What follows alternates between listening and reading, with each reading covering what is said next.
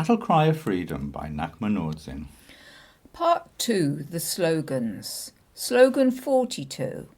Whichever of the two occurs, practice patience. Nipo gang jung zo pa ja. Whether riding goes well or badly, practice patience. Red was a comedian. He liked to test how well you were attuned with him and how well you were paying attention. I could feel his intention to do something interesting as it arose, and was able to circumvent most of his ideas. Riders with less experience and a less developed relationship with Red found it difficult to recognise when some notion had occurred to him. Ngakpa ö-Dzin had little riding experience before we bought Red.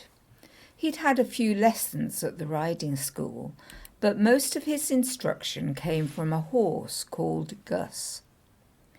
In 2004, we took part in an equestrian retreat with our Buddhist teachers and Sangha on a ranch in Montana, riding all day, every day.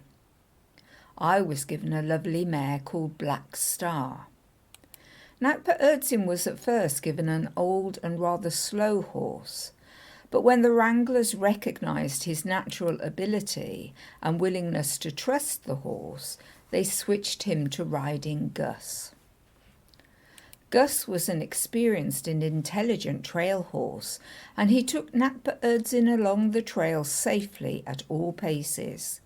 He respected Ngakpa ö-Dzin and allowed him to be his leader, and Ngakpa ö-Dzin respected Gus and allowed him to be his teacher. They developed a delightful working relationship.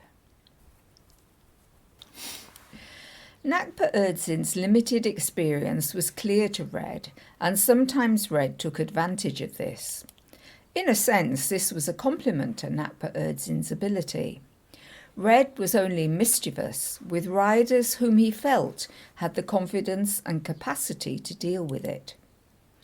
So Red would do things like walking into a hedge or going so close to a tree that there was no room for the rider's leg, or deciding he didn't want to go left because that would mean a longer ride and he wanted to go the shorter ride, or just aimlessly deciding to wander off the trail.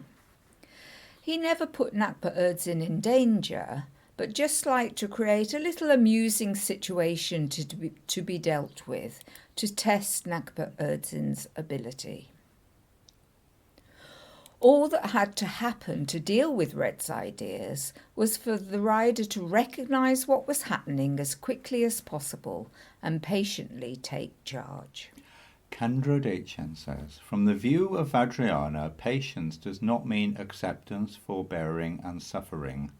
According to Vajrayana, patience involves intelligent, open-minded striving in which the situation is propelled at its optimal velocity, neither forcing it nor failing in the attempt to facilitate movement.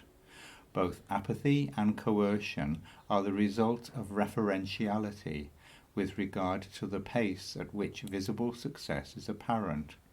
Patience looks different according to circumstances. Life is inevitably a mixture of happiness and sadness, desirable occurrences and undesirable occurrences. A student once expressed a reluctance to practice with happy experiences for fear of losing the happiness, and also a reluctance to practice with unhappy experiences for fear of concretizing the unhappiness.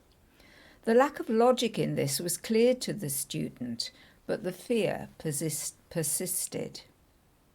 The solution is more practice.